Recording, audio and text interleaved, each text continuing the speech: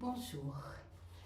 Donc ce samedi, il y a une journée de Zazen à Paris, une journée de pratique, voilà. Donc j'ai enregistré à l'avance ce moment de Zazen, de partage, pour que nous puissions nous asseoir ensemble. Donc aujourd'hui, printemps. Printemps, arbres en fleurs, pâquerettes, pissenlits, un jour du soleil, un jour des nuages, voilà.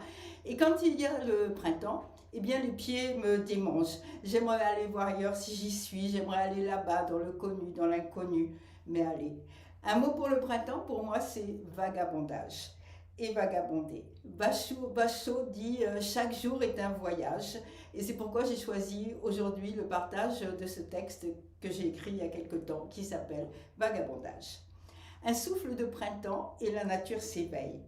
Quelques semaines plus tard, un petit vent de printemps. Et c'est mon cœur qui aspire au départ, à la marche, à l'errance. Le soleil et la lune sont des voyageurs éternels, dit Bachot, l'écrivain du haïku, bien sûr que vous connaissez. Même les années vont en flânant.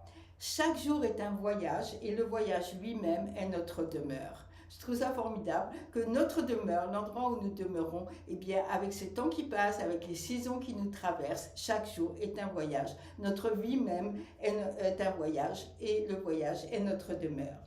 Bachot, les nuages l'ont guidé vers une vie de poésie et de vagabondage. Et moi aussi, aujourd'hui, en ce matin piquant d'une petite fraîcheur porteuse de promesses, je rêve et je soupire.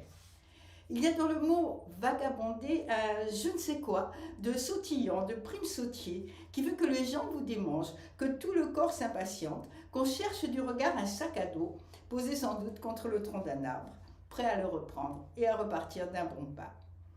Partir pour mieux voir ce que l'habitude nous cache, pour respirer, pour sentir la sève qui coule dans les veines des arbres, pour partager la force de la saison qui explose le matin, à l'aube, dans le champ des mésanges nonnettes, calottes noires et corps tout vibrants. Partir pour s'éveiller demain dans un monde tout neuf. Ce mot vagabonder, vagabonder, on y entend les cailloux qui roulent sous les pieds et le chemin qui s'apprivoisera au cours de la journée, passer les premières enjambées, c'est sûr. Ce chemin qui nous sera bientôt plus familier que notre maison, laissé derrière nous sans regret, que valent des murs de pierre face à la douceur du soleil, au vert tendre des prairies et à la promesse d'aller encore, aller un petit peu plus loin que la limite de nos forces et s'arrêter, heureux de cette fatigue, pour une grande gorgée d'eau fraîche, plus délicieuse et pétillante que le petit vin claret des jours d'été. Et le regard se tourne et cherche au plus loin, là-bas, là-bas, là-bas où les genêts en fleurs embaument et vous font signe, là-bas vers les grandes forêts sombres et secrètes, là-bas vers le ciel qui s'embrase au couchant, vers le murmure de la mer, vers l'ailleurs, juste après ce ruisseau, juste derrière cette montagne. Vagabonder sans attente, sans carte ni boussole, sans plan, mais au fil des heures, au fil de nos envies, au fil de la joie. Vagabonder, ça peut se faire partout. Ça se fait à la montagne, ça se fait à la campagne, et puis ça se fait en ville. C'est une errance. Pourquoi ne pas aller par ici plutôt que par là? Il ne suffit d'aller voir ailleurs, ailleurs où nous ne sommes pas. Le monde est riche et le temps infini. Sans prévision, sans attache, le vagabondage est pure liberté, pur instant. Il est aussi sans abri et sans sécurité. Il est découverte et parfois déception. Il est ciel bleu et pluie, mais toujours il promet aventure et émerveillement. Il y a ce merveilleux haïku de Bachot qui nous dit « De quel arbre en fleurs je ne sais, mais quel parfum !»